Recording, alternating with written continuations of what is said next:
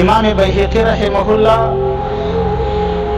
وای لوی محدث دی د خپل زمانه ابو عبدالله حاکم رحمه الله د خپل زمانه لوی ولی الله دی په دې مخ باندې زخمونه او دانې پیدا شو الله پاک دې موږ تاسو د امتحاناتو نه وساتي مرضونه دې رنګارنګ پیدا کیږي علاج غواړي علاج چې په ډاکټر باندې کوي د دې علاج د مرضونو دا په صدقه باندې ورکړي زموږ په زمانه کې چې کله سړی مریض شي کله یو مشکل ورته پیښ شي کله یو غم ورته پیښ شي دا پتن یې د ډاکټر یا د یو طبیب په نظر طرف باندې یا د یو تعویذګر په طرف باندې نظر ژر او ما اړوه ولاړ سه لمانځه ته منځ وکړه په لمانځه باندې الله تعالی ستا د مرضونو علاج کوي ستا د غمونو علاج کوي ستا د تکلیفونو علاج کوي ولاړ سه خیرات وکړه صدقات وکړه په صدقو باندې الله پاک ستا د مرضونو او تکلیفونو علاج کوي دا روحاني علاج دی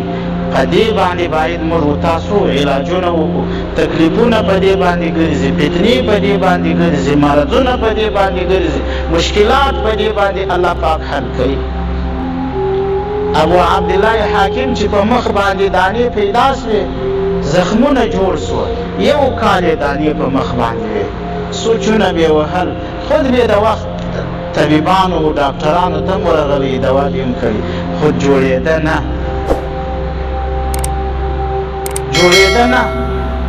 فکر یې وکړي داسې د جمعې مبارکه ورځ ده لکه نن چې د جمعې مبارکه ورځ ده ابو عثمان رحمه الله د زمانې لوی محدث دی دا د استازو د جمعې لمانځه ته ورته راغلی و چې لمونځ وسو دی ورته ولاړ سو ورته وایي حضرت زما په حق کې دعا وکړه چې الله پاک مې دا دانې او زخمونه جوړ کړي حضرت ابو عثمان رحمه الله د په حق کې فاست وکړي الله پاک ته چې یا رب العالمین دانې او مرضونه یې جوړ کړه زخمونه یې جوړ دا ټول مجمع باندې امین وایه چې کله د جمعې ورځ تېره سوه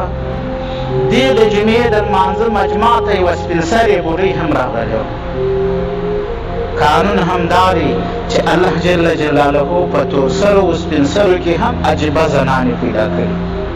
په دې سپین ږیرو ځوانانو کې هم الله جل جلاله یو عجیبه خلق پیدا کړي دي دا شی دومره اثر پر وکړي وسیله رحمي او شفقت یې دومره زیات وي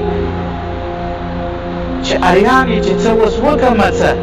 یوه سپین سرې د هغې دا نیت وکړي چې د ابو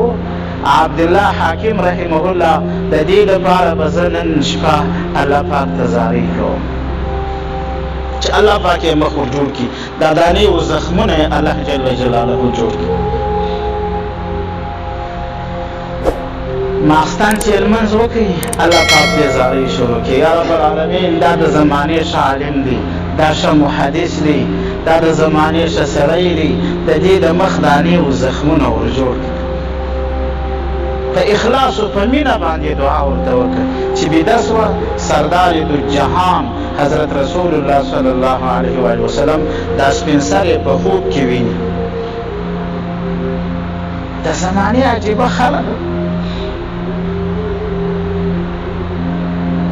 خواست دې د چا دپاره کړی دی تاجدار الانبیا د خلکو په وسیله دومره خوشحاله کیږي هغه سپین سرې ته په دې شپه کې چې ستا د یو محدث سره دومره مینه ده ستا د یو عالم سره دومره مینه ده ستا د یو مسلمان سره دومره مینه ده ستا د ده په غم او په تکلیف او په مرض باندې دومره په تکلیف شوې دومره زارۍ دې الله پاک ته وکړي رسول الله صلی الله علیه وسلم وایي علاج بې ضده وشي په شپه کې پیغمبر علیه صلات وسلام په خوب کې ویني هغه سپین سرې وایي ابو عبدالله حاکم ته ووایه وا د کور مخ ته یو څا وکاږه یو سبیل جوړ کړه چې مسلمانان یې اوبه شي ستا د مخ ټپونه او زخمونه او دانې به جوړ شي تا بله د جمعې ورځ چې راله سپین سرې چې راله ابو عثمان رحمه الله ته پرچا ورکه، خط یې ورکړي، کاغذ یې ورکړي. په هغه کاغذ کې ورته لیکلي وه چې ما د شنبې په شپه رسول الله صلی الله علیه وسلم په خوب لیدو. رسول الله صلی الله علیه وسلم راته ویله چې ابو عبدالله حاکم ته ووایه چې وایي یو څا وکاږه چې مسلمانان یې اوبه وڅښي. یا کور څه مخته یو ناور و تالاو جوړ که چې مسلمانان یې دا اوبه ځینې څښي. حضرت حاکم رحمه الله چې کله دا واورېده نو دا پتن یې د کور مخته یو تالاو جوړ کړي، یو څا یې وکښي، هغه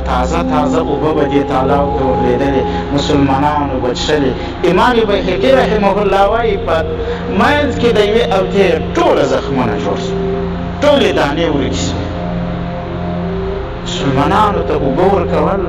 هغه مې د آخرت خبره درته راوړه، په یوه لوټه باندې د جهنم نه راوایستې.